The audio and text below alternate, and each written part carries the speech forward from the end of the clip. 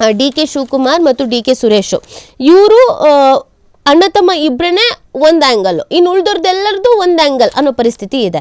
ಈಗ D K Suresh ಅವ್ರು ಮಾತಾಡಿದ್ರು ನಿನ್ನೆ, ಅವ್ರು ಟಾಂಟ್ ಮಾಡಿದ್ರು, ಎಚ್ ಸಿ ಮಹಾದೇವಪ್ಪನ ಸ್ಟೇಟ್ಮೆಂಟಿಗೆ ಟಾಂಟ್ ಮಾಡಿದ್ರು.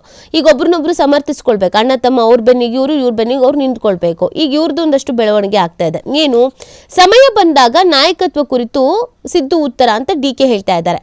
ನಮ್ಮ ನಡುವೆ ಕದ್ದು ಮುಚ್ಚಿ ವ್ಯವಹಾರ ಇಲ್ಲ, ಮಹಾದೇವಪ್ಪ ಹೇಳಿಕೆಗೆ ನಾನು ಉತ್ತರಿಸಲ್ಲ ಅಂತ ಡಿ ಸಿ ಎಂ ಹೇಳಿರೋದು.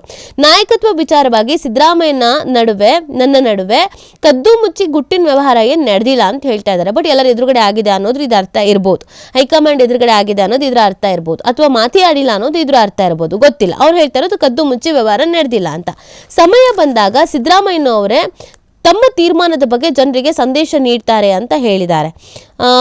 ಬಾಲವು ನಾಯಿಯನ್ನು ಅಲ್ಲಾಡಿಸೋದಕ್ಕೆ ಸಾಧ್ಯವೇ? ಅದೇ ರೀತಿ ನಾಯಕತ್ವ ಬದಲಾವಣೆ ಕೇಳುವ ಶಾಸಕರು ಹೈಕಮಾಂಡ್ ಅನ್ನು ಅಲ್ಲಾಡಿಸಕ್ಕೆ ಸಾಧ್ಯವೇ ಎಂಬ ಸಚಿವ ಎಚ್ ಸಿ ಮಹಾದೇವಪ್ಪ ಅವರ ಹೇಳಿಕೆ ಬಗ್ಗೆ ಸುದ್ದಿಗಾರರೊಂದಿಗೆ ಮಾತನಾಡಿ, ನಾಯಕರ ಹೇಳಿಕೆ ಕುರಿತು ಮುಖ್ಯಮಂತ್ರಿ ಮತ್ತು ಹೈಕಮಾಂಡ್ ಕ್ರಮ ಕೈಗೊಳ್ತಾರೆ, ಮಹಾದೇವಪ್ಪ ಹಾಗೂ ಬೇರೆಯವರಿಗೆ ಉತ್ತರ ನೀಡಕ್ಕೆ ನಾನು ತಯಾರಿಲ್ಲ ಅಂತ ಹೇಳಿದ್ದಾರೆ. ಏನ್ ಮಾತಾಡಿದ್ದಾರೆ ಕೇಳ್ಕೊಬರೋಣ ಬನ್ನಿ. ನಾನು ಮಹಾದೇವಪ್ಪಂಗೆ ಉತ್ತರ ಕೊಡಕ್ಕೆ ನಾನು ತಯಾರಿಲ್ಲ, ಯಾರಿಗೂ ಉತ್ತರ ಕೊಡಕ್ಕೆ ನಾನು ತಯಾರಿಲ್ಲ. ನಾನು ಹಿಂದೆ ಹೇಳಿದ್ದೀನಿ, ಇದು ನಮ್ಮ ನಾಯಕತ್ವದ ವಿಚಾರ ಸಿದ್ದರಾಮಯ್ಯನವರು ಹೇಳಿದ್ದಾರೆ, ಖರ್ಗೆ ಸಾಹೇಬರು ಹೇಳಿದ್ದಾರೆ. ಇದು ನಾನು, ಸಿದ್ದರಾಮಯ್ಯನವರು ಮತ್ತು ಹೈಕಮಾಂಡ್ ನಾವೆಲ್ಲ ಸೇರಿ ತೆಗೆದುಕೊಂಡಿರುವಂಥ ಒಂದು ತೀರ್ಮಾನ. ಆ ತೀರ್ಮಾನ ಏನಿದೆ ಅನ್ನೋದು ಟೈಮ್ ಬಂದಾಗ ಉತ್ತರ ಸಿಗ್ತದೆ. ಇದೇನು ಕದ್ದು ಮುಚ್ಕೊಂಡು ಇಬ್ರು ಗುಟ್ಟು ವ್ಯವಹಾರ ಏನಿಲ್ಲ. ಇಲ್ಲಿ ಎಲ್ಲರೂ ಸಿದ್ದರಾಮಯ್ಯನವರೇ ಟೈಮಲ್ಲಿ ಏನು ಅದಕ್ಕೆ ಉತ್ತರ ಹೇಳಬೇಕು ಅದನ್ನ ಜನಕ್ಕೆ, ರಾಜ್ಯದ ಜನಕ್ಕೆ ಸಂದೇಶ ಕೊಡ್ತಾರೆ. ನಾನು ಮಹಾದೇವಪ್ಪಂಗೆ ಉತ್ತರ ಕೊಡಕ್ಕೆ ನಾನು ತಯಾರಿಲ್ಲ. ಒಟ್ಟಿನಲ್ಲಿ ಡಿ ಕೆ ಶಿ ಅವರ ಸ್ಟೇಟ್ಮೆಂಟ್ ಅನ್ನು ನೋಡ್ತಾ ಇದ್ರೆ ಸಿದ್ದರಾಮಯ್ಯನವ್ರ ಬಾಯಲ್ಲೇ ಹೇಳಿಸ್ತೀವಿ ಅನ್ನೋ ಥರದಲ್ಲಿ ಇದೆ. ಸಿದ್ದರಾಮಯ್ಯನವರೇ ರಾಜ್ಯದ ಜನತೆಗೆ ಹೇಳ್ತಾರೆ ಅನ್ನೋ ಥರದಲ್ಲಿ ಇದೆ. ಒಟ್ಟು ಅವ್ರು ನಂಬಿಕೆ ಇಟ್ಕೊಂಡು ಕಾಯ್ತಾ ಇದ್ದಾರೆ. ಇವತ್ತೆಲ್ಲ ನಾಳೆ ಸಿದ್ದರಾಮಯ್ಯನವರು ರಾಜ್ಯದ ಜನತೆಗೆ ಹೇಳ್ತಾರೆ. ಏನು ಹೇಳ್ತಾರೆ ಗೊತ್ತಿಲ್ಲ, ಯಾರು ಹೇಳಿಸ್ತಾರೆ ಗೊತ್ತಿಲ್ಲ, ಹೇಳಿಸ್ತಾರೆ ಹೈಕಮಾಂಡ್ ನಾಯಕರು ಗೊತ್ತಿಲ್ಲ, ಬಟ್ ಇವ್ರು ಹಿಂಗೆ ಹೇಳ್ತಾ ಇದ್ದಾರೆ. ಇದ್ರ ಮಧ್ಯದಲ್ಲಿ ಡಿ ಕೆ ಸುರೇಶ್ ಅವರು ತುಂಬ ದಿನದಿಂದ ಅವರ ಸಹೋದರನ ಬಗ್ಗೆ ಒಂದಷ್ಟು ಆಸೆ ಇಟ್ಕೊಂಡಿದ್ದಾರೆ. ನಮ್ಮ ಅಣ್ಣ ಸಿ ಎಂ ಆಗೇ ಆಗ್ತಾರೆ, ಇವತ್ತೆಲ್ಲ ನಾಳೆ ನಮ್ಮ ಅಣ್ಣ ಸಿ ಎಂ ಆಗೇ ಆಗ್ತಾರೆ ಅಂತ ಡಿ ಕೆ ಸುರೇಶ್ ಅವರು ಒಂದು ಪ್ರತಿಕ್ರಿಯೆ ಕೊಟ್ಟಿದ್ರು. ಎಚ್ ಸಿ ಮಹಾದೇವಪ್ಪನವರ ಬಾಲ ನಾಯಿನ ಆಡ್ಸಕ್ಕೆ ಸಾಧ್ಯನಾ ಅಂತ ಅವ್ರು ಹೇಳಿದ್ರಲ್ಲ, ಅದಕ್ಕೆ ಇವ್ರು ಟಾಂಟ್ ಮಾಡಿದ್ರು. ನಾವು ನಿಯತ್ತಿನ ನಾಯಿಗಳು ಅಂತ ಹೇಳಿದರು. ನಿಯತ್ತಿನ ಪ್ರಾಣಿ ಅಂದರೆ ಅದು ನಾಯಿ ಯಜಮಾನನ ಋಣಸ್ಮರಣೆ ಮಾಡುತ್ತಾ ಅದನ್ನು ತೀರಿಸುವ ಕೆಲಸ ಮಾಡುತ್ತದೆ. ಕಟ್ಟ ಕಾಂಗ್ರೆಸ್ಸಿಗರು ಬೀದಿ ನಾಯಿಗಳಲ್ಲ, ನಿಯತ್ತಿನ ನಾಯಿಗಳು ಅಂತ ಇವರು ಟಾಂಟ್ ಮಾಡಿದರು. ಬಾಲವು ನಾಯಿಯನ್ನು ಅಲ್ಲಾಡಿಸೋದಕ್ಕೆ ಸಾಧ್ಯವೇ ಅಂತ ಎಚ್ ಸಿ ಮಹಾದೇವಪ್ಪನವರು ಪ್ರಶ್ನೆ ಮಾಡ್ತಾರೆ. ಈ ಹೇಳಿಕೆ ಬಗ್ಗೆ ಸಿಎಂ ಅವರೇ ಕ್ರಮ ಕೈಗೊಳ್ತಾರೆ ಅಂತ ಡಿ ಕೆ ಶಿವಕುಮಾರ್ ಅವರು ಹೇಳ್ತಾರೆ. ಸಿದ್ದರಾಮಯ್ಯ ನನ್ನ ನಡುವೆ ಯಾವುದೇ ಕದ್ದುಮುಚ್ಚಿ ವ್ಯವಹಾರ ನಡೆದಿಲ್ಲ ಅಂತ ಹೇಳ್ತಾರೆ. ನಮ್ಮ ನಿರ್ಧಾರದ ಬಗ್ಗೆ ಅವರಿಗೆ ಜನರೇ ಹೇಳ್ತಾರೆ, ಅನ್ಯರಿಗೆ ನಾನು ಮಾತಾಡಕ್ಕೆ ಹೋಗಲ್ಲ ಅಂತಾರೆ. ಆದರೆ ಡಿ ಕೆ ಸುರೇಶ್ ಅವರಿಗೆ ಇದು ತಡ್ಕೊಳಕ್ಕಾಗಲ್ಲ.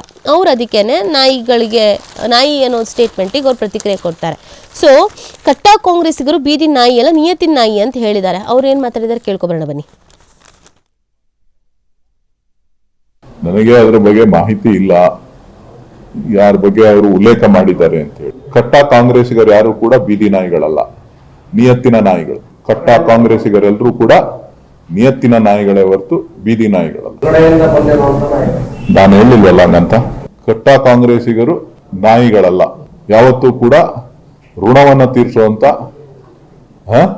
ಋಣನ ಇಟ್ಕೊಂಡು ತೀರಿಸುವಂತ ವ್ಯಕ್ತಿತ್ವವನ್ನ ಇಟ್ಕೊಂಡಿರ್ತಕ್ಕಂಥ ನಾಯಿಗಳು. ಅದು ಬೀದಿ ಇರ್ಬೋದು, ಸಾಕಿರೋದಿರ್ಬೋದು.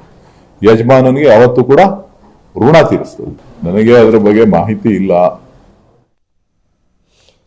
ಇದು ಡಿ ಕೆ ಸುರೇಶ್ ಅವರು ಈ ರೀತಿಯಾಗಿ ಹೇಳ್ತಾರೆ. ಅದ್ರ ಬಗ್ಗೆ ನಮ್ಮ ಏನು ಋಣ ತೀರಿಸ್ಕೊಳ್ಳುವಂಥ ವಿಚಾರ, ಕಟ್ಟ ಕಾಂಗ್ರೆಸ್ಸಿಗರು ಬೀದಿ ನಾಯಿಗಳಲ್ಲ, ನಿಯತ್ತಿನ ನಾಯಿಗಳು ಅಂತ ಹೇಳ್ತಾರಾ.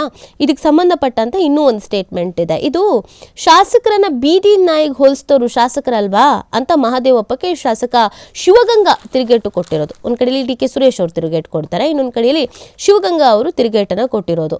ಉಪಮುಖ್ಯಮಂತ್ರಿ ಡಿ ಕೆ ಶಿವಕುಮಾರ್ ಅವರ ಆಪ್ತ ಶಾಸಕರನ್ನ ಬೀದಿ ನಾಯಿಗೆ ಹೋಲಿಸಿರುವ ಸಚಿವ doctor H C C Mahadevappa ಹೇಳಿಕೆ ಸರಿಯಲ್ಲ, ಶಾಸಕರ ವಿರುದ್ಧ ಅಂತಹ ಪದ ಬಳಸಬಾರ್ದು, ಆದ್ರೂ ಶಾಸಕರೇ ತಾನೇ, ಅವರೂ ಶಾಸಕರೇ ತಾನೇ ಅಂತ ಚನ್ನಗಿರಿ ಕ್ಷೇತ್ರದ ಶಾಸಕ ಬಸವರಾಜ ವಿ ಶಿವಗಂಗಾ ಕಿಡಿಕಾರಿದ್ದಾರೆ. ನಗರದಲ್ಲಿ ಮಂಗಳವಾರ ಸುದ್ದಿಗಾರರೊಂದಿಗೆ ಮಾತನಾಡಿದ ಅವರು, ಡಿಸಿಎಂ ಡಿಕೆ ಶಿವಕುಮಾರ್ ಅವರ ಆಪ್ತ ಶಾಸಕರನ್ನ ನಾಯಿಗೆ ಹೋಲಿಸಿರುವ ಸಚಿವ ಡಾಕ್ಟರ್ ಎಚ್ ಸಿ ಮಹದೇವಪ್ಪನವರ ವಿಡಿಯೋವನ್ನ ನಾನು ನೋಡಿದ್ದೇನೆ. ಹಿರಿಯ ನಾಯಕರಾಗಿ ಶಾಸಕರನ್ನ ನಾಯಿಗೆ ಹೋಲಿಕೆ ಮಾಡಿ ಮಾತನಾಡುವುದು ಸರಿಯಲ್ಲ ಅಂತ ಆಕ್ಷೇಪಿಸಿದ್ದಾರೆ. ಡಿಕೆ ಶಿವಕುಮಾರ್ ಬಣ ಅಥವಾ ಸಿದ್ದರಾಮಯ್ಯನವರ ಬಣ ಯಾವುದೇ ಇರಬಹುದು, ಶಾಸಕರನ್ನ ನಾಯಿಗೆ ಹೋಲಿಕೆ ಮಾಡುವುದು ಸರಿಯಲ್ಲ. ಮಹದೇವಪ್ಪ ಹಿರಿಯರಿದ್ದು ಸಚಿವರಾಗಿದ್ದಾರೆ, ಅವರಿಗೆ ನಾವು ಹೇಳಕ್ಕೆಲ್ಲ ಆಗಲ್ಲ. ಇಂಥ ಹೇಳಿಕೆ ನೀಡಿದ ಡಾಕ್ಟರ್ ಮಹದೇವಪ್ಪ ಅವರು ಗಾಜಿನ ಮನೆಯಲ್ಲಿ ಕುಳಿತಿದ್ದಾರೆ. ತಾವು ಗಾಜಿನ ಮನೆಯಲ್ಲಿ ಕುಳಿತು ಕಲ್ಲು ಹೊಡೆಯುವುದು ಸರಿ ಅಲ್ಲ ಅಂತ ಶಿವಗಂಗಾ ಸೂಚ್ಯವಾಗಿ ತಿಳಿಸಿದ್ದಾರೆ. ಹಿರಿಯ ನಾಯಕರಿದ್ದಾರೆ, ಇಂಥ ಸಂದರ್ಭದಲ್ಲಿ ಈ ಥರದ್ದೆಲ್ಲ ಮಾತುಗಳು ಬೇಕಾ, ಅನುಸರಿಸ್ಕೊಂಡು ಹೋಗಿ ಅಂತ ಎಲ್ರಿಗೂ ಕೂತು ಬುದ್ಧಿ ಹೇಳಬೇಕು, ಈ ಥರ ಎಲ್ಲ ಮಾತಾಡೋದು ಸರಿ ಅಲ್ಲ ಅಂತ ಹೇಳಬೇಕು. ಅದನ್ನ ಬಿಟ್ಟು ಅವರೇ ಈ ಥರ ಮಾತಾಡಿದ್ರೆ ತಪ್ಪಾಗತ್ತೆ ಅಂತ. ಆಮೇಲೆ ನೀವು ಮಾತಾಡಿರೋದು ನಿಮ್ಮದೇ ಪಕ್ಷದ ಶಾಸಕರ ಬಗ್ಗೆ ಅಲ್ಲ, ನಿಮ್ಮದೇ ಪಕ್ಷದ ಶಾಸಕರ ಬಗ್ಗೆ ನೀವೇ ನಾಯಿ ಅಂದ್ಬಿಟ್ರೆ ಇನ್ನು ಉಳಿದೋರು ಏನಂತಾರೆ? ಪ್ರಶ್ನೆ ಗೊತ್ತಿಲ್ಲ ಯಾಕೆ ಕಾಂಗ್ರೆಸ್ನ ನಾಯಕರುಗಳು ಈ ರೀತಿಯಾಗಿ ಇಲ್ಲದೆ ಇರೋದನ್ನೆಲ್ಲ ಮೈ ಮೇಲೆ ಹೇಳ್ಕೊಂತ ಇದ್ದಾರೆ, ಇರ್ದಾರಂಗೆ ಇರುವೆ ಬಿಡ್ಕೊಳ್ತಾ ಇದ್ದಾರೆ, ಗೊತ್ತಿಲ್ಲ. ಒಟ್ಟಿನಲ್ಲಿ ಸ್ಟೇಟ್ಮೆಂಟ್ ಕೊಟ್ಟು ಕೊಟ್ಟು ಕೊಟ್ಟು ಕೊಟ್ಟು ಇವರ ಪಕ್ಷವನ್ನ ಇವರೇ ಮುಜುಗರಕ್ಕೆ ಈಡಾಗುವಂಥ ಕೆಲಸವನ್ನ ಮಾಡ್ತಾ ಇದ್ದಾರೆ. ಎಲ್ಲಿಂದನೋ ಎಲ್ಲಿಗೂ ಹೋಗಿ ಈಗ ನಾಯಿಗೆ ಹೋಗಿ ನಿಂತಿದೆ, ನಾಯಿಗೆ, ನಾಯಿ ಬಾಲಕ್ಕೆ ಎಲ್ಲ. ಹಿರಿಯ ನಾಯಕರುಗಳಾಗಿ, ಅನುಭವಿ ನಾಯಕರುಗಳಾಗಿ, ಒಂದು ವರ್ಚಸ್ಸಿರುವಂಥ ನಾಯಕರುಗಳಾಗಿ ಈ ರೀತಿಯಾಗಿ ಮಾತನಾಡುವಂಥದ್ದು ಸರಿನಾ ತಪ್ಪಾ ಅಂತ. ಈಗ ನೋಡಿ, ಯತೀಂದ್ರ ಅವ್ರು ಸುಮ್ಮನೆ ಇದ್ದಿದ್ರೆ ಮತ್ತೊಂದಿಷ್ಟು ಸ್ಟೇಟ್ಮೆಂಟ್ಗಳು ಬರ್ತಾ ಇರಲಿಲ್ಲ. ಈಗ ಮಹದೇವಪ್ಪನವ್ರು ಸುಮ್ಮನೆ ಇದ್ದಿದ್ರೆ ಒಂದಷ್ಟು ಸ್ಟೇಟ್ಮೆಂಟ್ಗಳು ಬರ್ತಾ ಇರಲಿಲ್ಲ.